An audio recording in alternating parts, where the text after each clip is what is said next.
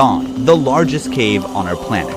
This cave is so massive that it has a completely self-sustained ecosystem with its own climate conditions. Hundreds of meters underground, the clouds you're used to seeing in the sky form inside this cave. Songdong even has an untouched prehistoric rainforest hidden far below the surface, and a vast underground river. From transparent fish to colorful monkeys, over 250 endemic plant and animal species live in this underground world. 7 new animal species were recently discovered here and are unique to this place. Stretching 9 kilometers in length, this cave holds 38.5 million cubic meters of space, and its passages are so enormous that a 40-story skyscraper could fit inside, and its giant stalagmites are rising like towers of ancient cities. Walking inside, it's impossible not to feel as small as a tiny bug. Can a rock move on its own? Songdong even contains phytokarst rocks, which move towards the sun like semi-living organisms. Rare cave pearls and many other unique formations are also found here. For 3 million years since its formation, the world had no idea about this cave's existence until it was fully explored in 2009 in Vietnam.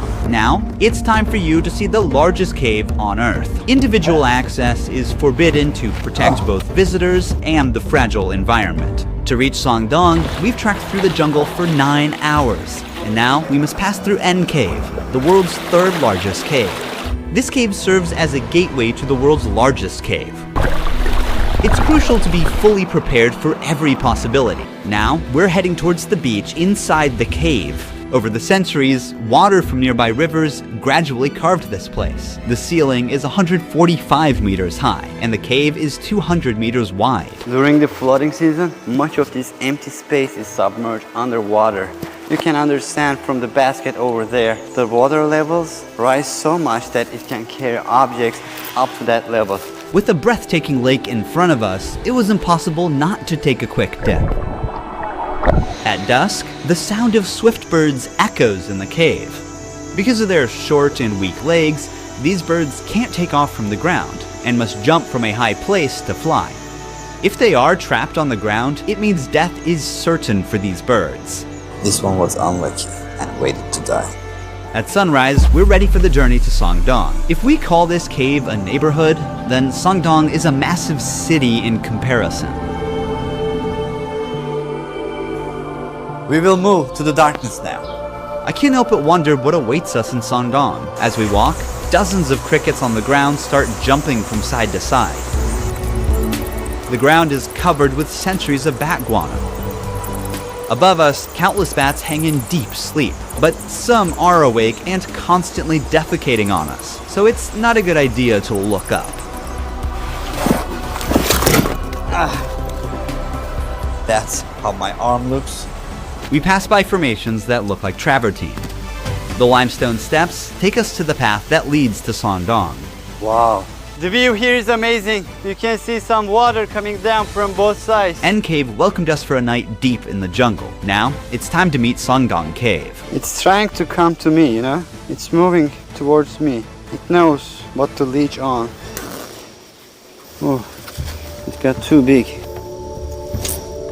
Beneath the soil we walk on lies the 450 million year old limestone formation, which began forming long before the existence of humans or even dinosaurs. This calcium-rich limestone is composed of shells and skeletons of ancient sea animals that sank to the ocean floor and gradually compressed over millions of years. However, since calcium dissolves easily in acid rain slowly erodes limestone and forms caves over time. This is how the world's largest cave was formed, by rain dissolving limestone. A challenging final climb brings us down to the grand entrance of Songdong. As we move deeper, everyone's switching on their headlamps now. This path will lead us to the Hope and Vision Passage. In this 9-kilometer-long cave, there is so much to explore. We might be the first to record newly discovered animals. This is the entrance of Songdong Cave. You can see those people look tiny at the entrance. Even just a few steps in, we're surrounded by incredible cave formations. The water, rich in minerals, flows down from the ceilings or walls and builds these beautiful rimstone pools over time. The very first animal greeting us is a cricket. We are making our way through the rocks. Some stalagmites are sparkling in pure white because of the mineral type they're composed of. It looks like a diamond. Yes, it does. There's a huge stalactite in bronze color, resembling frozen waterfalls. The orange-brown hue suggests the presence of iron or other minerals mixed within the limestone. Some stalactites have actually broken off from the ceiling and fell down to the ground. That one in the middle is a fault line. It was formed because of tectonic movements of the Earth. Sondong's enormous size is not just the result of water erosion, but also the fractures caused by tectonic movements, which created pathways for water to flow deeper. There's a huge river in this part of the cave. If you fall, you can't swim. It's so fast. Heavy rains feed many rivers here, and a large and fast river now flows through the cave. How did this come to life? We are like hundreds of meters inside the cave. There is no sunlight. Heavy floods can bring soil and plant stems into the cave. That's why we see a sprouted seed here. Unfortunately, without sunlight, they won't survive for long. The flood also brought spores in, so now there are mushrooms growing here. The moisture and darkness are perfect for them. Just yesterday the water reached up to here. It carried a lot of mud with it. It's so recent, as if the flood just happened here. Signs of the incident are still visible. We reached the Hope and Vision Passage. This is the largest part of the cave. I'm standing next to the tallest stalagmite in the world. It is 80 meters high. It took an average of 800,000 years for these minerals to accumulate on the ground as water dripped from the ceiling and formed this massive stalagmite. The reason it got so huge is because it grew in a part of the cave where the ceiling is over 170 meters high and more than 130 meters wide. So this part of the cave is as large as a 40-story skyscraper could fit, and even a double-decker aircraft could fly through. You can see the light coming from the first dolin very far ahead. That's where we are heading. We spot cloudy-like white catches on the ground. What is this? A spider web. When they sense vibrations of a trapped insect, the spider jumps out, bites the prey, and returns to the funnel to eat. These are sand towers. When water drips from above, the parts under the pebbles are protected while their surroundings erode, and in the end, it forms these towers. It looks like a small metropolis. If you carefully look at it, there's a guy standing on the top of that rock. Our teammate in the far distance is now standing on a stalagmite of 60 meters in length. We move 3 kilometers forward in the cave. This is our camping site. Imagine sleeping here, looking at this view. From here, you can partially see the first dew line. It might look like the cave's exit, but it's actually the first of 2 massive dew lines. And from here on, things will get more incredible. The temperature difference between the outside and the inside of the cave forms mist and clouds inside the cave. The area beyond them is called Watch Out for Dinosaurs. We will explore that place tomorrow. For now, it's time to rest. Now we are going to first dolin. This is the next day. There will be a lot of things that we will see today. Let's go. We are crawling through narrow passages to get to the first dew line. Very narrow point. These sticky threads are traps belonging to cave worms. They produce a blue-green light from their tail to attract flying insects to these sticky threads. Once an insect gets stuck, the larva pulls up the thread with its mouth and eats its prey. This limestone is the oldest limestone in Southeast Asia. It is more than 400 million years old. While some sea creatures become part of the limestone, others mineralized and ended up as fossils, like you see in this example. We'll get into the details of this fossil later. We're almost there. Sun!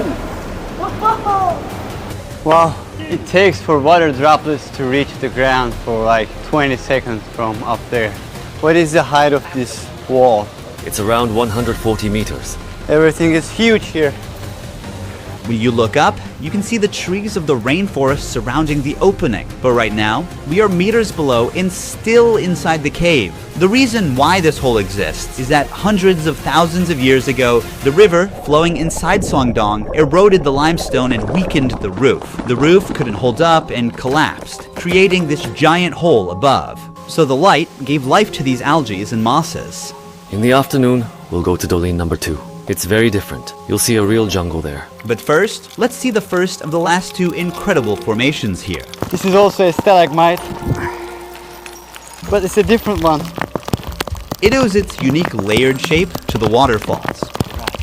These are phytokarst formations. They are rare limestone formations shaped by the growth of algae, mosses, and microorganisms together with calcium carbonate. Since both biological and geological processes shape them, they're like partly a living and partly non-living. Here you can see the phytokarst formations moving toward the sun like a hand extending from the cave. Climbing 1 kilometer down and up in the dark, we finally reached our next destination. This is the second dolmen, much bigger than the first one. This looks amazing. All of a sudden, we are in a forest, in a cave. Look here, they're so dense. The roof of the cave at this point collapsed as a result of the intersection of two main faults, forming a dew line on the surface 252 meters above where we are. The collapsed cave roof allowed sunlight to enter, giving rise to an entirely new ecosystem. Despite extreme conditions, plants and animals have managed to adapt and turn this place into a unique underground rainforest. As we move forward towards the light, the height of the plants grow. The soil makes it perfect to form a rainforest. A large portion of the soil here consists of bat guano. It is accumulated for millions of years and is highly fertile. The soil here is deep and full of small holes. There is an insect in each hole, and the insects are making traps in these holes to catch animals. This jungle is huge. The biologists have found more than 200 species of plants and almost 60 species of animals living in this area. There are some monkeys on trees. This might be the only cave where monkeys live.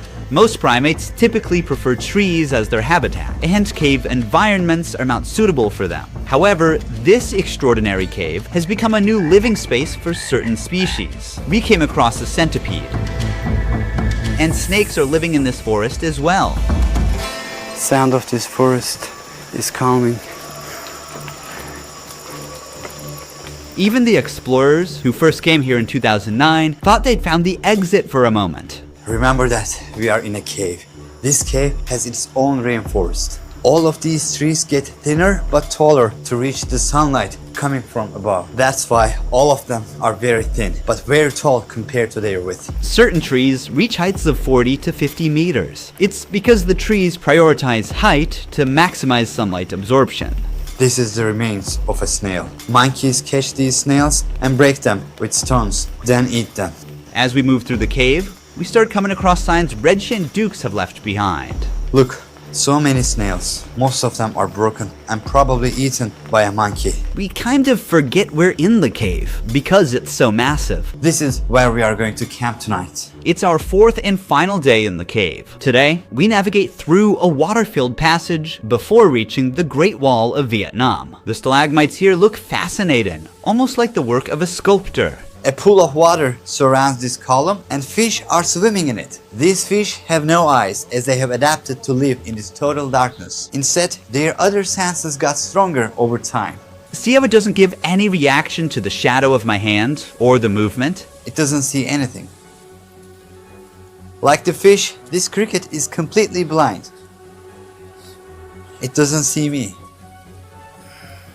These super rare formations are called cave pearls. They are usually 1 centimeter in diameter, but here, since they are too old, some of them are as big as a tennis ball. Just like real pearls, they form around a tiny nucleus, such as a grain of sand, with layers of minerals slowly building up over time. They need a few hundred years to be fully formed. As we push further into the cave, something unexpected catches our eyes. These are deer bones. They're estimated to be 500 years old. There is one last challenge ahead, an 80-meter high karst wall called the Great Wall of Vietnam. To reach there, we must also pass through a 600-meter long Passchendaele passage.